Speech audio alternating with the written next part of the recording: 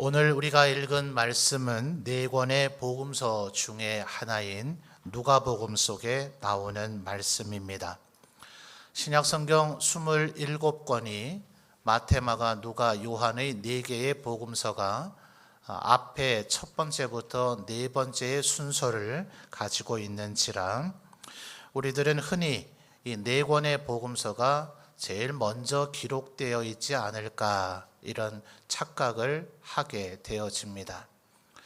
기록의 순서가 이 네 권의 복음서를 먼저 읽어서 예수님이 누구시고 그분이 우리를 대신해서 죽으시고 부활하신 일이 어떻게 이루어지는지를 알아야 그 뒤에 사도행전으로부터 시작되는 서신서들의 말씀을 읽을 때에 그 말씀이 의미가 있게 되어질 것이기 때문에 이 네 권의 복음서를 앞에 첫 번째부터 네 번째의 순서로 배열하기는 했으나 실제의 기록은 이 복음서들은 굉장히 후기에 기록된 것으로 모든 신학자들이 그렇게 동의를 합니다.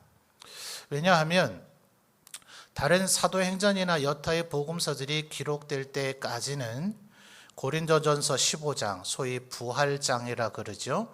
그곳에서 바울 사도가 얘기하는 것처럼 예수님의 부활하신 모습까지를 목격한 이들, 직접 본 이들이 아직도 500여 명이나 태반이 살아있기 때문에 굳이 그때까지는 이런 복음서의 필요를 느끼지를 못한 거죠. 예수님을 직접 봤고 예수님의 몸을 심지어 만져보기까지 했고 예수님과 함께 음식도 먹었던 이들이 예수님에 대해서 증언을 해주고 있으니 살아있는 복음서들이 움직이고 있는지라 굳이 복음서의 기록이 필요하지는 않았을 겁니다. 그런데 그분들이 이제 하나 둘 하나님의 부르심을 받아 이 세상을 떠나게 되어지자 이제는 우리들과 같이 육신을 입으셨던 예수님의 모습을 본 적이 없는 사람들이 예수님을 믿게 되는 상황이 벌어지기 시작한 거예요. 그래서 그들에게 예수님이 어떤 분인가 하는 것을 소개해주고 설명해주는 복음서가 필요하게 된 것입니다. 근데 이 네 권의 복음서는 요한복음에서도 얘기하고 있는 것처럼 예수님께서 말씀하시고 또 예수님께서 행하셨던 모든 일을 다 기록한다면 그 분량과 부피가 어마어마해져서 이 세상에 두기가 어려울 정도가 될 것이다 라고 이야기를 합니다. 그래서 이 네 명의 복음서의 저자들은 예수님이 어떤 분인가를 설명하고자 하는 각자의 목적과 초점에 따라서 예수님이 말씀하신 것과 행하신 일을 발췌해서 적은 것이 복음서들입니다. 그래서 어떤 그 사건은 네 권의 복음서에 다 나와 있기도 하고 어떤 사건은 한 권의 복음서 혹은 세 권의 복음서에만 나오는 이유가 바로 거기에 있는 거예요. 모든 것을 다 적은 것이 아니라 그들이 예수님을 소개하고자 하는 목적에 따라서 발췌하고 선택한 내용들을 적었기 때문에 그렇습니다. 그러는 과정 속에서도 우리는 흔히 또 한 가지 하게 되는 착각이 복음서는 대부분의 복음서가 예수님의 탄생의 얘기로부터 승천하신 얘기로까지 기록이 되어져 있으니 매일이 마치 일기장의 순서처럼 그렇게 적혀져 있을 것이라는 생각을 합니다. 골격은 그와 흡사합니다. 사람들에게 이렇게 적어도 되기는 돼요. 예수께서 죽으셨다가 부활하셨다. 이분이 그가 하나님이시라는 증거다. 그런데 그분이 태어나셨을 때는 이렇게 태어나셨다. 이렇게 순서를 바꿔서 기록을 해도 무리는 없습니다. 그러나 일단 기본적으로 복음서의 저자들은 예수님의 탄생, 세례를 받으시고 공생애를 시작하심, 그리고 십자가에 죽으셨다가 3일 만에 부활하시는 이 기본 골격의 순서는 시간의 흐름을 따라 적었습니다. 그러나 세부적인 어떤 사건들과 예수님이 하신 말씀은 꼭 시간의 흐름이나 공간의 흐름 따라 적은 것은 아닙니다. 특별히 오늘 왜 이런 부연 설명을 하느냐 하면 오늘 우리가 읽고 있는 이 누가복음 17장이 전형적으로 그런 형태이기 때문에 그래요. 15, 16장으로 가면은 그 뒤에 시간의 흐름에 따라 이렇게 된 것이 아니고 공간의 흐름에 따라 된 것이 아니라 누가복음 17장은 누가가 우리에게 알려주고자 하는 특정한 주제에 초점을 잡아서 예수께서 하신 말씀과 일으키셨던 사건들을 몇 가지 에피소드를 함께 적고 있는 겁니다. 그 중에 하나가 오늘 우리가 읽은 11절에서부터 19절까지의 사건인데요. 이 내용을 살펴보기 전에 그러면 누가는 이 17장에서 우리에게 뭘 얘기하고자 하는 것인가 하는 그 핵심 포인트를 확인해 볼 필요가 있겠습니다. 자, 먼저 17장 5절을 한번 살펴보죠. 자, 5절 말씀 여러분이 한번 읽어 주시기 바랍니다. 시작.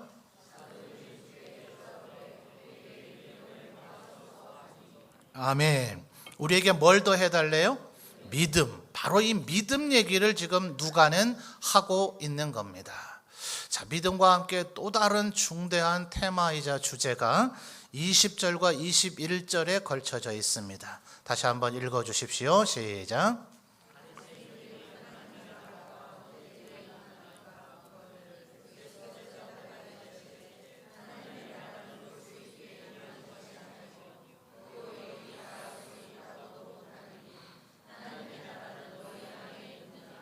아멘. 자, 20절과 21절을 보니까 뭐에 대해서 물었습니까? 하나님의 나라. 자, 하나님 나라에는 무엇들이 있어야 될까요? 왕이신 하나님께서 계셔야 되고요. 하나님의 명령과 통치에 따르고 순종하는 하나님의 백성들이 있어야 되고요. 그리고 하나님의 백성들이 살아갈 땅, 영토가 있어야 되겠죠. 자, 그런데 재미난 말씀을 하세요. 하나님의 나라가 20절을 보니까 볼 수 있다 하셔요? 없다 하세요? 볼 수 없는 것이다 라고 얘기하십니다. 그러니까 하나님의 나라의 백성들은 누구일까요? 바로 5절에서 얘기하는 믿음이 있는 사람들, 이들이 바로 하나님의 백성들이란 말입니다. 그런데 하나님의 나라는 어디 있는가? 볼 수 없다 하시면서 21절 보시죠. 또 여기 있다 저기 있다고도 못하리니 하나님의 나라는 어디에 있어요? 너희 안에 있느니라. 자, 너의 안에 있다 이러면 우리 마음속에 있다는 의미가 될 수 있겠는데 너희라고 하는 말은 단수입니까? 복수입니까? 복수예요. 최소한 2명 이상의 사람을 얘기하는 것인데 너희 안에 있다는 것은 바로 인간 관계 속에서 하나님의 나라가 드러난다. 하나님의 나라가 보여진다. 볼 수 없으나 그러나 그렇게 늘어나게 되고 나타나게 되어진다고 얘기하고 있는 겁니다. 핵심은 뭐냐? 바로 믿음을 통해서 하나님의 나라가 드러난다는 거죠. 그러니까 오늘 이 17장은 진정한 믿음이 무엇이냐 이것을 우리에게 이야기해 주고 있는 겁니다. 3가지를 우리에게 얘기하고 있어요. 첫째는 1절에서부터 4절까지입니다. 4절 말씀이 핵심 문장이 들어있겠네요. 4절 한번 다시 읽어 주십시오. 시작.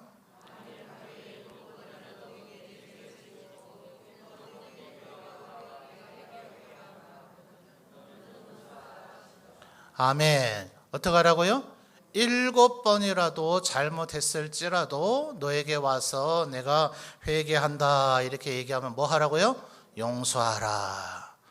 아마도 베드로가 이 말씀을 듣고 난 후에 그 질문을 한 것 같아요. 예수님 저번에 말씀하신 것처럼 제가 7번 용서했는데요. 잘했죠? 이 정도면 충분한 거죠? 이렇게 질문을 했더니 예수님 뭐라 그러십니까? 베드로야 7번만 하라는 얘기가 아니야. 70번씩 7번이라도 용서해야 된다. 자, 여러분 쉬워요? 어려워요? 와, 그걸 어떻게 해요? 그러니까 5절에 무슨 반응이 나와요? 주님, 우리에게 믿음을 더하소서. 그러니까 제자들도 아는 거죠. 믿음이 있으면 뭐 할 수 있다고요? 용서할 수 있다. 반대로 뭡니까? 용서 안 하면 혹은 용서 못하면 나는 아니라고 주장하고 싶겠지만 뭐가 없다는 얘기예요? 믿음이 없다. 지금 그 얘기를 하시는 거예요, 예수님께서. 자, 믿음은 에베소서 2장 8절 9절을 보니 뭐라 얘기합니까? 하나님의 선물이라.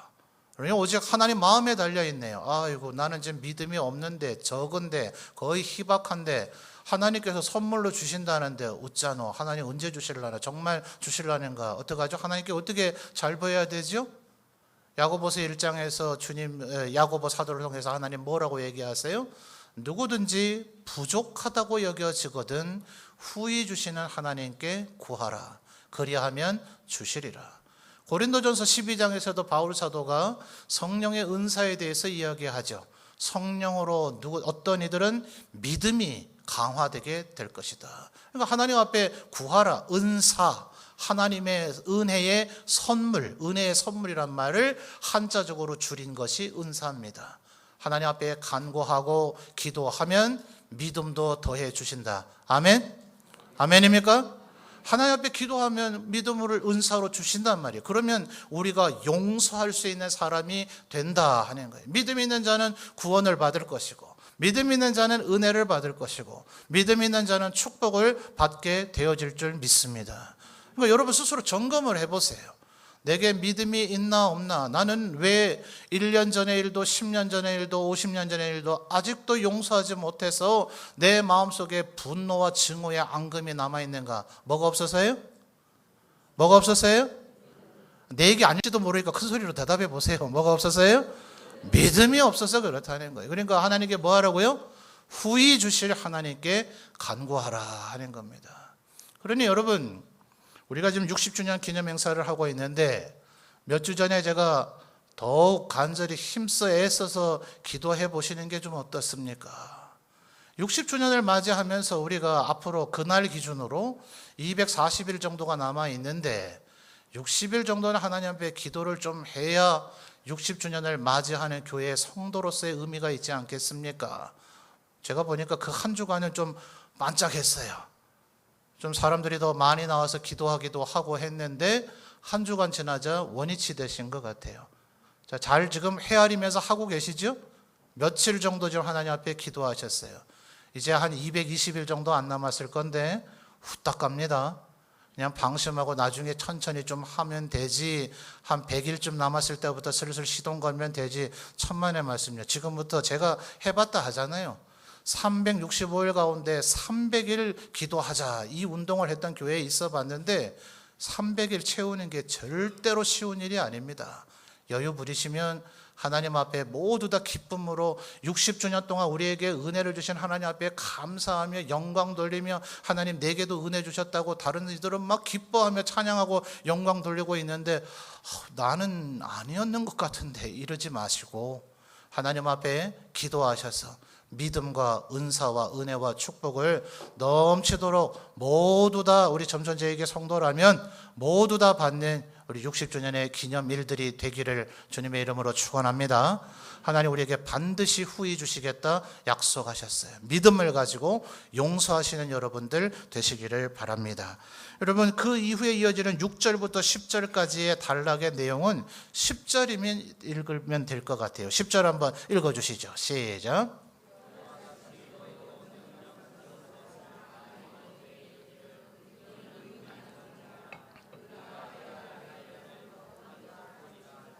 아멘. 이게 무슨 얘기냐 하면요, 종과 주인이 있는데 주인께서는 종들에게 너 나가서 뭐 밭을 매라, 논을 매라, 양을 쳐라, 뭐 열매를 따와라, 온갖 일을 시켜놓고 주인님은 집안에 계셨을 거 아니에요?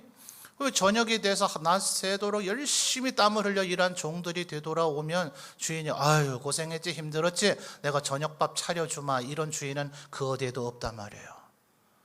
야 이놈아, 아무리 일을 많이 시켰어도 적당히 하고 와서 내가 배고프기 전에 밥을 차렸어야지, 뭘 많이 한다고 이렇게 늦게 돌았느냐, 빨리 밥 차려라. 내 밥상을 다 차려서 옆에서 시중 다 들고, 그리고 내가 배불리 먹고 난 후에 네가 밥을 먹거라. 종들에게 주인이 이러지 않느냐? 누가 종들이 열심히 일을 했다고 그 종에게 들어오실 때 아이고 종님 수고하셨습니다, 오늘 하루 종일 정말 감사합니다, 종님 때문에 제가 이제 먹고 살게 되었네요, 감사합니다, 이렇게 말하는 주인이 어디 있느냐? 오히려 종이 그렇게 주인이 요구할지라도 지금 10절에 뭐라고요? 저는 무익한 종입니다, 제가 해야 할 일을 한 것뿐입니다 라고 이야기하게 될 것이다 라는 거예요. 이게 무슨 얘기예요? 믿음이 있는 자는 이런 자세와 태도를 갖는다는 얘기예요. 여러분 지금 삶이 각박하신가 봐요. 좀 여러분 얘기를 하는 것처럼 얼굴 표정이 굳어지는 분들이 계세요. 요즘 만약 이런 주인이 있다면 이거 아주 사회적으로 매장당할 겁니다. 그렇죠? 갑질도 이만저만한 갑질이 없네요. 아주 포악하고 나쁜 주인이네요. 이런 주인은 인권도 없나? 이런 주인은 당장 이 사회에서 퇴출시켜야 되겠죠. 하나님 왜 이런 얘기를 할까요? 이런 주인이 아니시죠, 하나님께서는요. 지금 하나님과 우리와의 관계를 얘기하고 있으신데 우리의 주인이신 하나님께서 종인 우리들에게 해주셨던 일들 다 얘기하려면 몇 날 며칠 걸려야 될 것 같아서 다 생략하고 제가 딱 한 가지만 말씀드린다면 주인이자 왕이신 그분은 우리 대신 죽으셨습니다. 그 주인이 지금 그 주인 앞에 그것을 믿는 자, 설마 신이신 예수께서, 신이신 그분이 날 대신해서 죽으셨겠어? 하나님이란 분이 계시기는 계셔? 이걸 믿지 않는 사람은 이걸 이해하지 못해요. 그러나 예수님이 하나님이심을 믿느니, 그 예수 그리스도께서 나 살려보자고 대신 죽으셨다는 걸 믿느니 그는 주님 앞에 충성을 다하기를, 주님 저는 마땅히 해야 할 일을 한 것뿐입니다. 제가 뭘 했다고 주님께 과연 말할 수 있겠습니까? 이거보다 더 해도 주께서 이미 나에게 주신 은혜와 사랑에는 미치지 못합니다 라고 말하게 될 것이다. 주님은 지금 이 얘기를 하는 거예요. 믿음이 있는 자는 충성하고 헌신하게 될 것이다. 그죠? 하나님 앞에 어떤 이들은 그래요. 힘든 일을 한다 싶으면 안 보여. 광고를 안 들으셨는지, 일부러 안 들으셨는지 못 들으셨는지, 지금도 애굽 땅에 가게 되면은 여전히 거기서 살고 있는 이스라엘인들이 있대요. 모세가 출애굽하라는 광고를 못 들어가지고. 무슨 얘기인지 아는 분만 아십니다. 집에 가서 곰곰이 생각해보면 뭔 얘기인지 아실 거예요. 힘든 일 한다 싶으면 그 자리에 없는 분들이 계세요. 또 어떤 분들은 그저 조금 일을 했는데, 다 아는데, 지금 얼만큼밖에 안 했는지를 아는데 본인이 일 다 했어. 아주 거대하고 위대하고 아주 큰 일을 행한 것처럼 자기 자신을 얼마나 포장하고 과장해서 얘기하는지 저러고 싶을까 싶은 그런 이도 간혹 있어요. 근데 진짜 일꾼은 어떤지 아세요? 그분이 지금 정말 하나님 앞에 어떻게 일하고 있는지 쫓아다니면서 세밀히 관찰하지 않으면 알 길이 없어요. 말을 안 하니까, 내색을 안 하니까. 하나님의 일인들 일하다 보면 건강 상하지 않나요? 피곤하지 않나요? 피곤하죠. 그렇다고 교회에서 치료비를 줍니까? 교회 하나님을 위해서 봉사한다고 했다가 몸이 아파서 자기 사비 들여가지고 가서 병원에서 진료받고 치료받고 있는데 그 얘기조차도 안 하세요. 왜 그래요? 하나님이 날 대신해서 죽으셨다는 그 은혜를 알고 믿기 때문에 나의 모든 것 주님께 다 드려도 부족하다고 여기는 믿음이 그에게 있는지라 묵묵히 하나님 앞에 일하고 있는 거예요. 그러니까 믿음이 있는 사람은 어떤 분인지 그가 살고 있는 모습을 조금만 관심을 가져서 보면 알아요. 내가 마땅히 해야 할 일을 한 것뿐입니다 라고 말하는 것 보니 그에게 뭐가 있구나? 믿음이 있구나. 그 사람 사이에 하나님의 나라가 너희 안에 있느니라. 하나님의 나라는 그렇게 드러나게 되어 있다는 거예요. 자, 첫째 뭐였다고요? 한번 따라합시다. 용서합시다. 용서하는 자에게 믿음이 있다고 주님 얘기하시는 거예요. 두 번째 따라합시다. 충성합시다. 충성하고 헌신하는 자에게 믿음이 있다고 주님 얘기하시는 거예요. 세 번째, 오늘 우리가 읽은 단락의 테마입니다. 11절부터의 얘기인데요. 자, 11절을 여러분이 한번 읽어주실까요? 시작.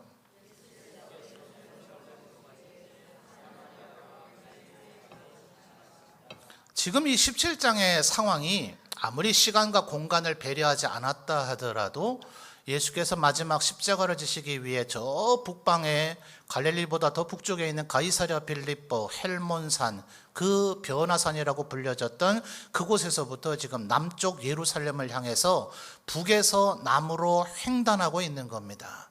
근데 어떤 이들은 성경을 꼭 이 부정적인 시각으로 보니까, 자 11절을 보니 사마리아와 갈릴리는 북부 지역을 이렇게 나타내는 표현이고, 사마리아는 중부 지역, 남부 지역이 유다 혹은 유대 이렇거든요. 그러니까 사마리아와 갈릴리 사이로 지나갔다는 이 말은 마치 북부의 갈릴리 지역과 중부의 사마리아 지역을 동서로 오가시는 것처럼 지금 보인단 말이죠. 그래서 이 누가는 이스라엘의 지리를 잘 몰라서 이렇게 잘못 적었다, 이런 엉뚱한 소리를 해요. 아니에요. 지금 이 누가가 예수님에 대해서 하고자 하는 얘기는 사마리아와 갈릴리의 그 경계선들. 왜 그래요? 거기는 어떤 지역일까요? 12절에 한 마을에 들어가시니 누구들이 살고 있어요? 나병 환자, 문둥병자들이 살고 있단 말이에요. 고대 문둥병 환자들은 일정 그 증세가 전염을 시키기 때문에 다 그런 줄 알아서 무조건 추방입니다.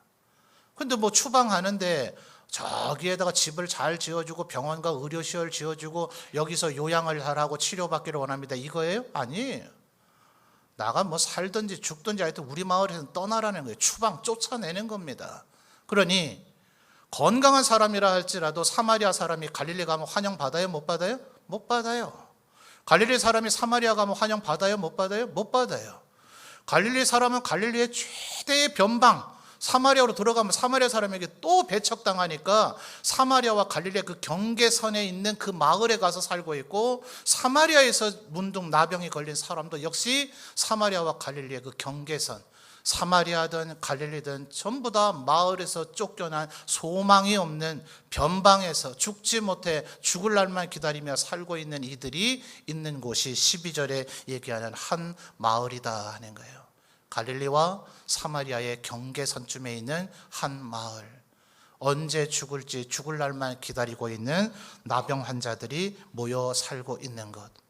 너나 나나 이제 죽을 날 며칠 안 남았기 때문에 네가 사마리아인이든 갈릴리인이든 서로 가리지 아니하고 사마리아인과 갈릴리인들이 뒤섞여 살고 있는 곳, 죽음의 그림자가 드리워져 있는 그 마을에 예수께서 가신 겁니다. 그러니까 13절에 어떻게 돼요? 이 문둥 나병 환자 10명이 예수님에게 13절에 소리를 높여 이르되 예수 선생님이여 우리를 불쌍히 여기소서 하니, 14절에 예수님의 대답과 처방입니다. 14절 여러분 읽어주세요. 시작.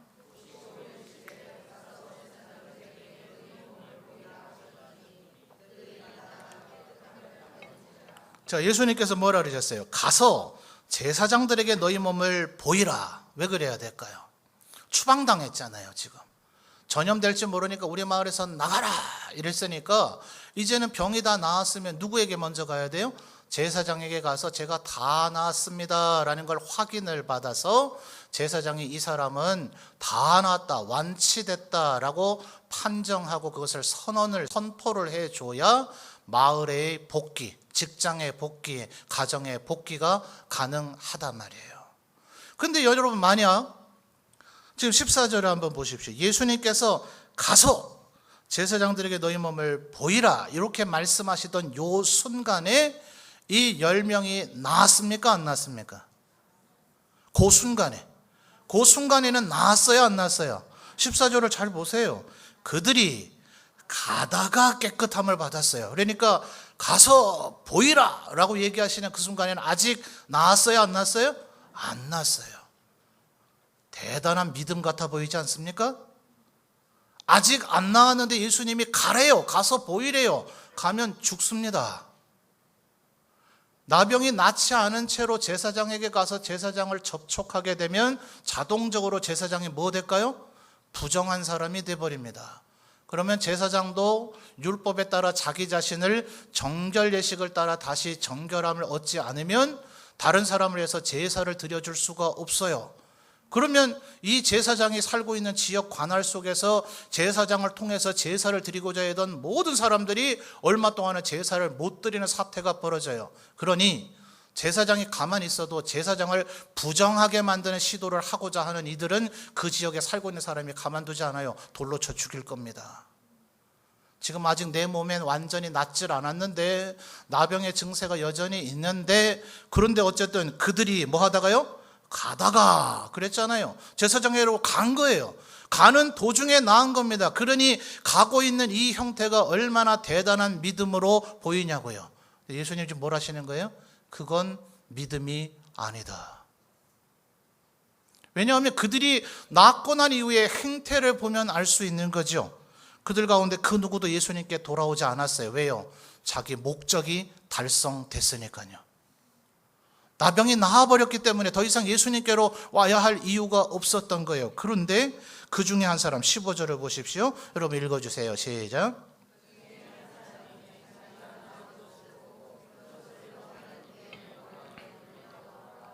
16절 상반절까지요. 시작. 예수의 발 아래 엎드려 감사하니.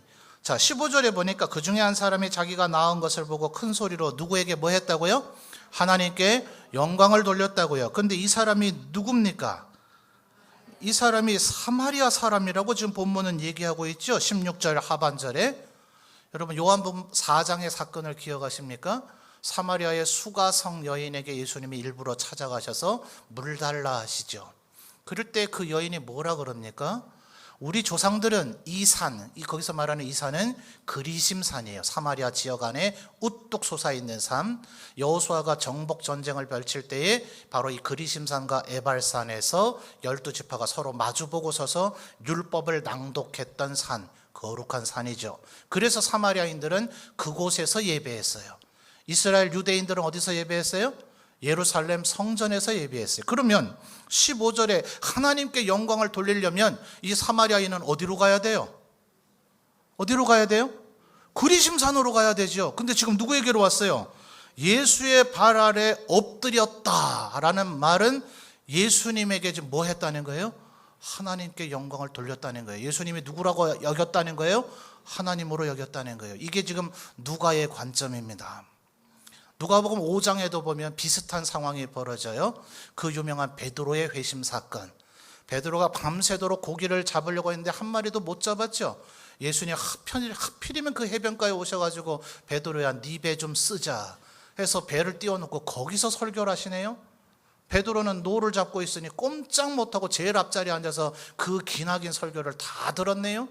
그러고 나서 예수님 하시는 말씀이 깊은 데로 가서 그물 던져라. 예수님 밤새 잡았는데 한 마리도 못 잡았는데요. 그 말 속엔 뭐예요? 예수님이 어업에 대해서 뭘 좀 아십니까? 고기 잡는 건 제가 전문가인데요. 좀 누구 보고 좀 이래라 저래라 하십니까? 그렇지만 뭐 들었어요 지금까지요? 내가 말씀에 의지해서. 당신은 보통 분이 아닌 것 같으니 제가 말씀에 의지해서 한번 나아가겠습니다. 나아가서 배가 가라앉을 정도로 물고기를 잡자. 그 이전에 여러분 13절을 보십시오. 이 나병 환자들과 똑같은 패턴이 나타나요. 이 13절에 나병 환자들이 예수님을 뭐라 불렀어요? 소리를 높여 이르되 예수 뭐예요? 선생님이요. 베드로도 고일이 일어나기 전에 예수님을 선생님이라 불렀습니다. 근데 그 물고기가 이렇게 잡히게 되자 베드로가 뭐라 부릅니까? 주여 나를 떠나소서 나는 죄인이로소이다. 여러분 한글로 주여 이렇게 되어 있으니까 이 단어의 의미를 잘 모르시는 것 같아요. 구약 성경을 보면 하나님은 엘로힘 하나님이십니다. 그분의 이름은 엘로힘이세요. 근데 이 말을 그대로 번역해 놓으면 우리 한국 사람들이 어려워할 것 같아서 한글 성경의 번역자들은 이분을 뭐라 부르면 좋을까? 오직 유일하신 하나이신 참된 신이신 그분. 그래서 우리 한글 번역에서는 그분을 하나님이라고 표기하게 되어집니다. 근데 하나님 말고 또 다른 여호와라는 호칭이 나오죠. 이건 도대체 뭔가? 여러분 저는 이제 나이가 이 정도 되고 나니까 거의 대부분 사람들이 저보고 성인아라고 안 불러요. 가끔 옛날에 어릴 때부터 알던 친구들이나 형님들 만나면 저를 성인아 이렇게 부르면 제가 얼마나 감동이 되는지 몰라요. 여러분도 감동 주시려면 한번 불러보시든지요. 근데 우리 인간들도 나이가 이렇게 되고 어떤 사회적 지위가 있으면 이름 잘 안 부르잖아요. 그러니까 하나님께는 오죽했겠어요. 이스라엘 백성들이 하나님의 이름을 기록은 했는데 성경을 읽어야 될 거 아니에요. 읽긴 읽어야 되는데 차마 그분의 이름을 입에 올려 부를 수가 없는 거예요. 그래서 구약의 유대인들이 하나님의 이름을 읽지 않고 대신 불렀던 말이 뭐예요? 주여, 아도나이입니다. 아도나이. 그 말이 하나님의 원래 이름과 합쳐져서 여호와라는 발음이 되어진 거예요. 그러니까 여호와라고 우리가 읽지만 실제로 유대인들은 거기에 우리가 여호와 하나님께서라고 할 때마다 이스라엘인들은 뭐라고 읽었다고요? 주여, 이렇게 읽은 거예요. 그러니까 베드로가 누가복음 5장에서 예수님을 뭐라 불렀다고요? 주여, 나를 떠나소서, 나는 죄인이로소이다 할 때에 베드로는 예수님을 누구로 여겼어요? 하나님이시구나, 이분은 인간이 아니구나. 지금 이 사마리아인 나병 환자 15절에 하나님께 영광을 돌리고자 했으면 하나님을 찾아가야 되는데 지금 누구 앞에요? 예수님 앞에 나와서 엎드렸다. 발 아래 엎드렸다. 말 그대로 발 아래 엎드린 거예요. 땅바닥에 쫙 엎드려 절했단 말입니다. 인간에겐 절대로 이렇게 경의를 표하지 않아요. 이분이 예수님이 하나님이시라는 걸, 참된 구주, 우리가 그토록 기다리던 메시아 그리스도라는 걸 알았기 때문에 이 사람이 그렇게 한 겁니다. 그래서 19절에 이 사람을 향해 예수님 뭐라 그럽니까? 그에게 이르시되 일어나 가라. 그 다음 뭐요? 네 믿음이 너를 구원하였느니라. 그러므로 16절에서 이 발 아래 엎드려 한 행위, 하나님께 영광을 돌리며 예수님께 감사하며 발 아래 엎드린 그 행위를 누가는 뭐라고 표현합니까? 감사했다.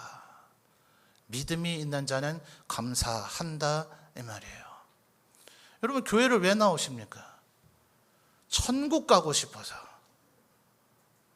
우리 집에 물질적인 어려움이 없기를 원해서, 건강에 축복받으려고, 내 남편 진급하면 좋으니까, 내 자식들 성적 잘 나오고 좋은 대학 가고 좋은 배우자 만나면 좋으니까. 그러니까 그게 위협이 되면 목사가 교회 나오시라고 안 해도 교회 나오시더라고요. 새벽에 나오라고 안 해도 막 가정에 그런 것이 위협이 되어지는 문제가 생기면 알아서 나오시던걸요. 우리 부교육자들이 왜 지난주일 교회 안 오셨어요? 이번 주일은 오셔야죠. 이런 일이 벌어지면 오지 말라 해도 오시던걸요. 근데 이 문제가 해결되면 하나님 앞에 나오지 않는 이는 실상 목적이 하나님이었던 거예요? 그 조건이었던 거예요? 조건이었던 거예요. 그 조건이 충족되면 굳이 하나님은 뭐 오늘 안 만나도 되니까, 예수님이 뭐라 그래요? 그건 믿음이 아니다. 진정한 믿음은 구원이나 물질이나 건강이나 은혜나 축복을 바라는 것이 아니라 나 하나님 자체를 바라는 것이다. 그러니 그는 어때요? 괴로우나 즐거우나 내 삶이 평탄하나 괴로우나 나는 주님 만나는 것이 좋으므로 주님 앞에 예배드리러 나오기를 기뻐하고, 어디 예배 드릴 곳이 또 없나? 한 번이라도 내가 더 예배 드리면 좋겠는데, 말씀을 읽으면 좋겠는데, 주님이 나에게 뭐라고 얘기하셨던가 그걸 다시 한번 읽으면, 여러분 연애 시절에 연애 편지 받아보셨어요? 옆에서 가족들이 비웃잖아요. 네 벌써 지금 2000번째 읽고 있는 거 아니야? 이미 편지지가 너덜너덜해요. 근데 그것만 읽으면 행복해요. 왜요? 그녀를 사랑하니까. 여러분 말씀 읽을 때 그 마음이 있으시냐고요? 아유, 대충 다 아는데 그건 뭐한데 읽어? 주님 뭐라 그러세요? 그건 믿음이 아니다. 정말 믿음이 있는 사람은 내가 병 나았다, 신난다, 얼마나 지금 바빠요. 그동안 얼마나 오랜 세월 추방당했겠어요. 어서 내 마을로 돌아가고 내 직장으로 돌아가고 내 가족에게 돌아가야죠. 그게 제일 급하죠. 아니요, 예수님이 나를 고쳐주셨구나, 예수님 앞에 나오는 것이 더 급했더라는 거예요. 이 사마리아인밖에 없느냐라는 말은 나머지 9명은 유대인일 수 있다는 얘기를 하고 있는 것이라고 신학자들은 봅니다. 다시 한번 누가복음에서 바로 그 얘기가 나오죠. 누가 너희의 진정한 이웃이냐? 제사장도 레위인도 같지만 선한 사마리아인, 우리가 비천하게 여기는 바로 그에게 믿음이 있을 수 있다는 거예요. 여러분, 우리에게 믿음이 있는가? 믿음이 있는 사람 뭐 한다고요? 하나님의 그 은혜를 감사할 줄 안다. 여러분 20절 21절에 무슨 얘기라고 했다 그랬습니까? 무엇이 진정한 하나님의 나라는 어디에 도래하는가? 그래서 22절부터 마지막 절 37절까지를 여러분 가정에 가서 한번 보세요. 이 얘기 결국 그 얘기입니다. 인자가 올 그 마지막 날에 진정한 믿음을 보겠는가? 둘이 같이 있었는데 하나는 구원받고 하나는 구원 안 받고, 둘 다 같이 밭이 있었는데 하나는 천국으로 인도되고 하나는 인도 안 되고, 이런 일이 벌어지게 될 것이다. 말하자면 여러분에게 좀 더 충격적으로 말씀드릴까요? 둘이 같이 예배드리고 있는데 누구는 천국 가고 누구는 안 가고, 누가 진정한 믿음이 있는가? 따라합시다. 용서합시다. 충성합시다. 감사합시다. 지금 누가는 믿음이 있는 자는 이런 일들을 하게 되어져 있다. 여러분 잘 안 되십니까? 그럼 5절에 어떻게 하라고요? 주여 우리에게 믿음을 더하소서. 하나님 앞에 믿음을 간구하셔서 여러분 용서하시며 살고, 충성과 헌신하시며 살고, 감사하시며 사심으로 말미암아 하나님의 은혜와 축복을 더욱더 충만히 받아 누리는 우리 점천제일교회 모든 성도들이 되시기를 주님의 이름으로 축원합니다.